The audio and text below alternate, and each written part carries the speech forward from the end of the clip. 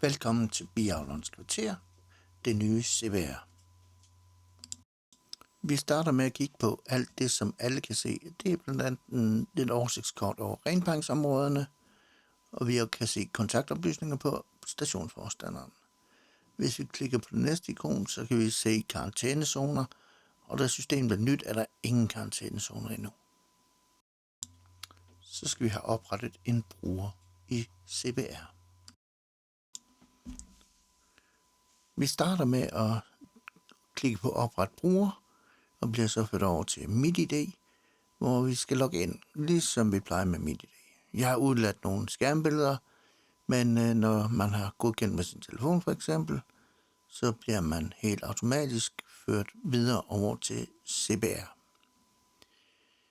CBR har fået navnet fra MitID, og vi skal så udfylde e-mailadressen.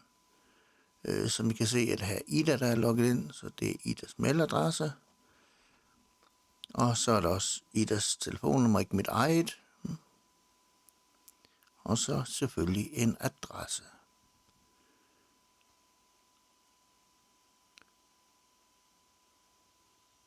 Når det er gjort, så trykker vi på fortsæt og kommer så over til Idas profil på CVR. Vi kan blandt andet se hendes biavler-ID, som skal bruges ved salg af honning på storemballage til grossister. Og vi kan også søge om at blive kyndig biavler. Ida opfylder ikke kravene for at blive kyndig biavler, så derfor siger vi annullér.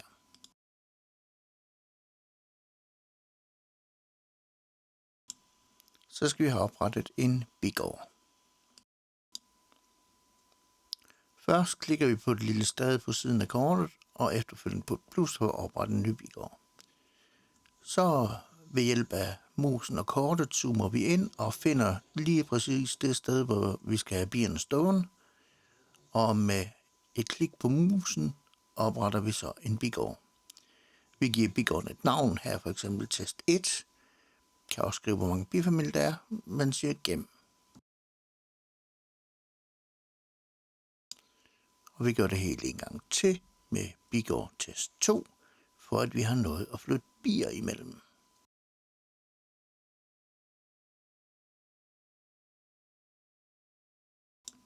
Så vil vi rette en bigård. Det kan vi gøre for at ændre navn eller ændre antallet af bifamilier, der er i bigården. Vi klikker på den lille blyant oppe i hjørnet og sætter her, at der er en bifamilie og siger gem. Vi kan så også lynhurtigt rette det tilbage, så der er 0 bifamilier.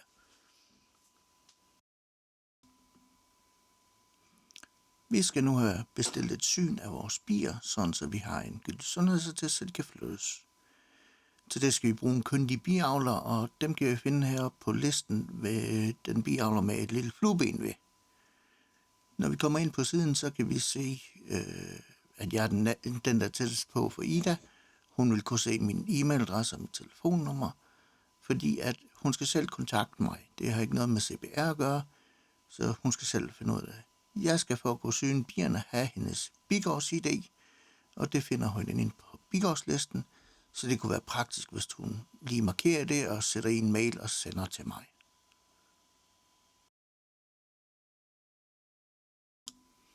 Vi vil nu registrere flytning af nogle bier. Vi går ind på bigården, de skal flyttes fra via bigårdslisten og konstaterer, at der ligger en gyldig sundhedsattest i bunden. Så vælger vi den bigård, de skal flyttes til, skriver hvor mange bifamilier, trykker gem. Og så er de registreret som værende flyttet. Vi skal nu til at registrere en overdragelse af nogle bier. Det vil sige, hvis der er en anden, der får dine bier, du kan have solgt dem eller forære dem væk, eller ja, hvad ved jeg. Vi går ind på bigården og tjekker, at der ligger en gyldig sundhedsattest, og vælger så overdrage bier. Den biavler, der skal modtage dem, skal fortælle dig, hvilken bigård de skal i ved hjælp af et bigårds-ID. Det indtaster du her på formularen og klikker validere, og så finder du ud af, at det er så med mig, der skal have de her bifamilier. Nu står der godt nok 0 bifamilier i, men det retter du selvfølgelig til det antal bifamilier, der bliver overdraget, og siger gem. Og så er den overdragelse registreret. Så vil vi slette en bigård. Vi går simpelthen ind og finder bigården på bigårdslisten og siger så, at nu vil vi slette den her bigård 2. Det er en handling, der ikke kan fortrydes, og hvis du vil bruge bigården senere, kan det være en god idé at gemme den. Sådan registrerer vi som kyndig biavler et syn af vores egen bigård. Vi går ind på bigården og vælger syn, og klikker så af, om den er ok, eller om den ikke er okay, og siger gem. Indsendelse af en prøve til Flakkebjerg. Vi går ind på bigården og vælger indsend prøve. Vi har så et link til, hvordan man udtager prøver, pakker en prøve og sender den. Vi går så ind og klikker af, hvad vi har mistanke om. Og så her siger jeg annulere, fordi jeg har ikke noget, jeg vil sende ind. Og det er måden at gøre det på. Sådan registrerer du et syn for andre. Da du har lavet en aftale om, at du skal syne bier, har du også modtaget et bigårds-ID. Så du går ind på din bigårdsliste og vælger her fluebenet, og så indtaster du det her bigårds-ID. Så klikker du på søg, og kan så se, hvor bigården er placeret, og hvem biavleren er. Du vælger så syn, og så er processen ligesom, når du syner bier for dig selv, hvor du slutter af med at klikke på gem, og så kan du se, at der ligger en gyldig sundhedsattest. Sådan sletter du din bruger. Har du ingen bier og ønsker ikke at være biavler længere, kan du gå ind på din profil og sige slet bruger.